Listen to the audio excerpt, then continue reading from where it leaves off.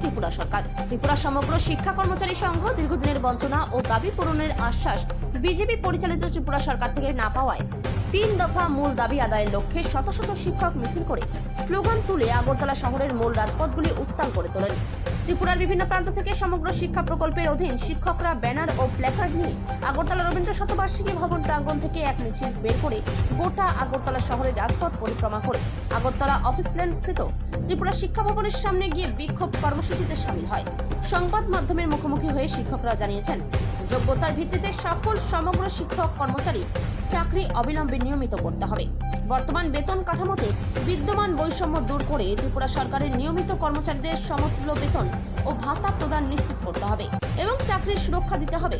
PF সুবিধা চালু করা ও বদলির ক্ষেত্রে স্বচ্ছ নীতি প্রণয়ন করতে হবে। দীর্ঘ বছর ধরে সমগ্র শিক্ষা প্রকল্পের অধীন শিক্ষকরা চুক্তিভিত্তিক কাজ করছেন, যার ফলে তাদের জীবনেও অনিশ্চয়তা তৈরি হয়েছে।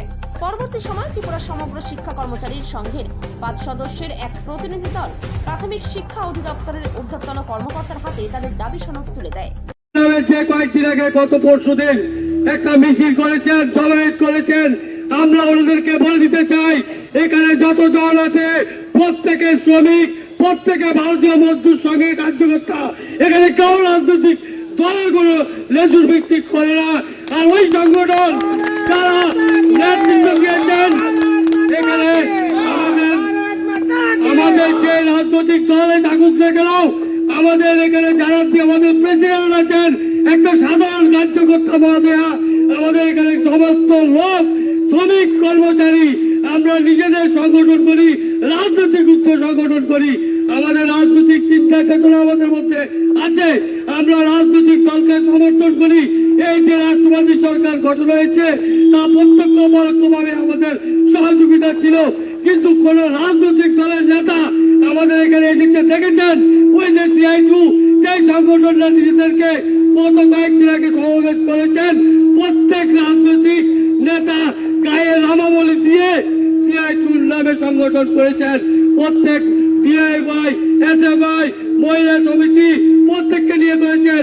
ওদেরকে দেখিয়ে দিন আজকের জনসভাতে একটা লোক আমাদের অন্য কোনো রাজনৈতিক দলের সদস্য নেই। আমরা শ্রমিক স্বার্থে কাজ করি, তাই আজকে যে দাবি সনদ নিয়েছি, আমরা মাননীয় মুখ্যমন্ত্রী আমরা আশা করি উনি রাষ্ট্রহিতে কাজ করছেন, আমরাও রাষ্ট্রহিতে কাজ করছি। তা আমাদের দাবি যুক্তিকতা বিবেচনা করে উনি নিশ্চয়ই উনি ক্যাবিনেট সিদ্ধান্ত নিয়ে SLP প্রত্যাহার করবেন। আজকের এই সমগ্র শিক্ষার শিক্ষকদের এই ঐতিহাসিক মিছিলে আমরা রাজ্যের প্রাথমিক শিক্ষা অধিকর্তা মহোদয়ের নিকট ডেপুটেশনে সমবেত হয়েছি। আমাদের মূলত আজকে 4টি দাবি সনদ নিয়ে আমরা মাননীয় রাজ্যের প্রাথমিক শিক্ষা অধিকর্তা মহোদয়ের নিকট ডেপুটেশন প্রদান করতে যাচ্ছি। আমাদের 4টি যে মূল বিন্দু, এই বিন্দুগুলি হলো রাজ্য সরকারের দায়েরকৃত মহামান্য সুপ্রিম কোর্টে SLP প্রত্যাহার করতে হবে। যে SLP রাজ্যের সরকার 2024 সালের হাইকোর্টে ডিভিশন বেঞ্চের রায়ের বিরুদ্ধে সুপ্রিম কোর্টে আপিল করেছিলেন, সেই SLP প্রত্যাহার করতে হবে। দ্বিতীয় দাবি, রাজ্যের মাননীয় হাইকোর্টের 2024 সালের দেওয়া নির্দেশ অনুযায়ী এবং 2021 সালের দেওয়া নির্দেশ অনুযায়ী রাজ্যের সমগ্র শিক্ষার শিক্ষকদের নিয়মিতকরণ করতে হবে। আমাদের তৃতীয় দাবি, আমাদের বিগত 2021 সাল থেকে এখন পর্যন্ত সুপ্রিম হাইকোর্টের নির্দেশ বাস্তবায়িত করার উদ্দেশ্যে হাইকোর্ট যে নির্দেশ দিয়েছিলেন, এই সময় থেকে এখন পর্যন্ত যে সমস্ত শিক্ষকেরা রিটায়ার হয়েছেন অথবা তারা কর্মরত অবস্থায় মৃত্যুবরণ করেছেন, তাদেরকে ডাইন হাইনে স্কিমের আওতায় চাকরি প্রদান করতে হবে। তাদের পরিবারের মধ্য থেকে একজনকে চাকরি প্রদান করতে হবে।